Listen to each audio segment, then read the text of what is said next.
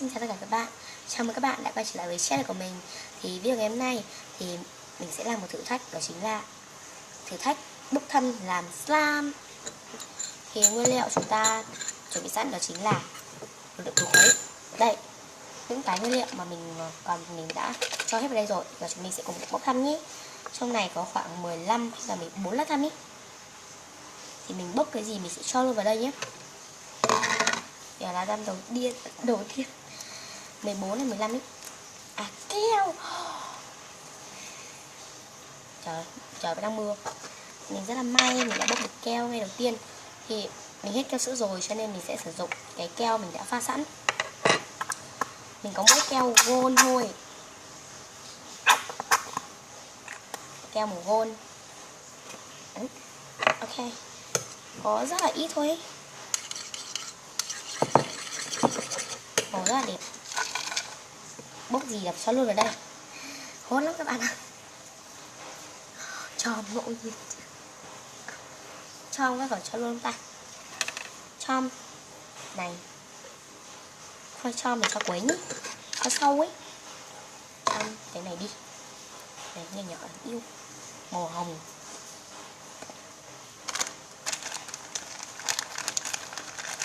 Màu hồng mình sẽ cho 2 giọt.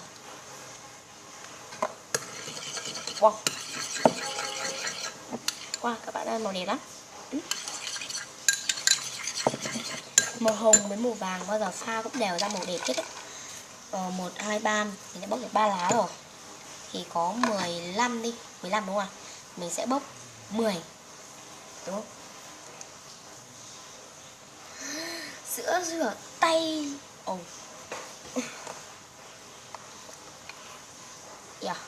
Cho hơi lắm các bạn ạ.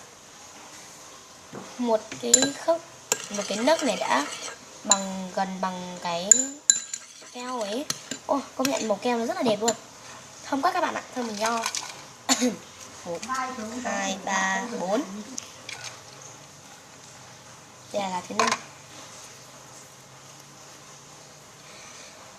Oh my god.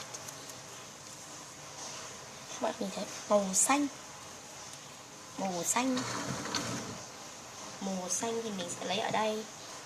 Màu xanh màu xanh. Trời ơi, màu xanh ơi là màu xanh, tại sao mày lại vào tay tao chứ?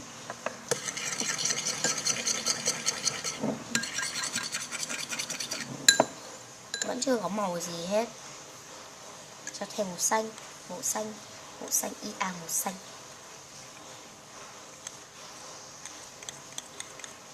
Đó, giờ ra màu rồi đấy.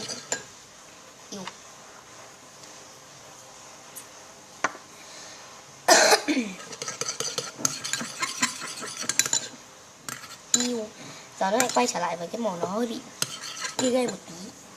5 lá rồi, giờ đến lá này đi. Màu tự chọn.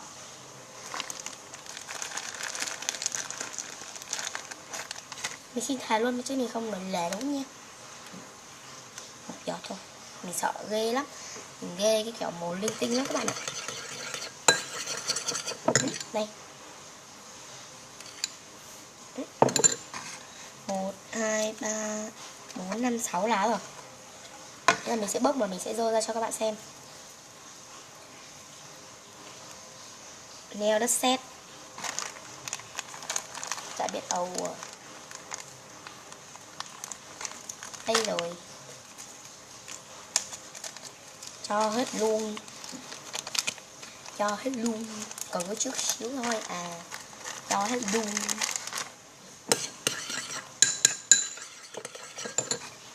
Mẹ ơi, toàn quên đi nhá. 1, 2, 3, 4, 5, 6, 7.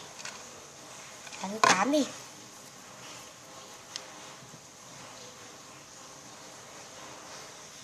Thật sao? Bột gold. Tại vì trong này có sẵn bột gold rồi, mình không muốn lấy thêm bột gold nữa ý. Mình vẫn phải cho thôi. Rồi, cho thêm đi. Mẹ ơi. bao giờ cũng vậy hết á. Mình không thích cho cái bột này ra đâu, tại vì mỗi lần cho nó rất là bẩn tay nè. Bị đổ ra ngoài hết trơn luôn á. Đổ ra nhiều lắm. Và màu nó đậm hơn ban nãy á. 1 2 3 4 5 6 7 15, mình đã bốc được 8 lá. Tiếp theo.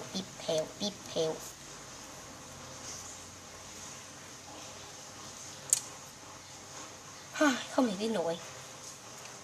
Kim Tuyến tự chọn. Kim Tuyến tự chọn vàng đi. Bốc cái gì là chọn cái đấy. Mình thấy cái này hơi bị lấp lánh rồi nha. Mình rất là không có duyên về cái này. Đổ bao giờ cũng bị qua tay hết à. 9 lá thứ. Thôi, ở cái này đi. Đã bốc rồi thì không thể pom sẽ lấy màu xanh, lấy 3 cục thôi. Chừng kính quá. 15 lá thì 1 2 3 4 5. Bốc một lá nữa. Lá to này đi. Các bạn thấy số mình nó rất là hên. Dung dịch làm đông. Dung dịch mình ghi cứ giờ thôi. Dung dịch làm đông cỡ. Mình hơi ngáo tí, mong mọi người thông cảm.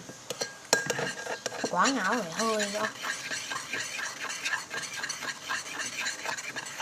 Rất là thơm mùi nho luôn. Do là cái sữa rửa tay của mình ấy có mùi.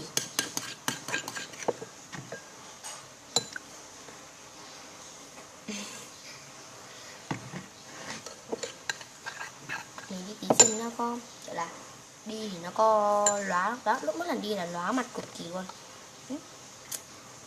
Lóa mặt lắm, mặt mình như thế này cô. Cái ánh đèn của mình nữa. Mình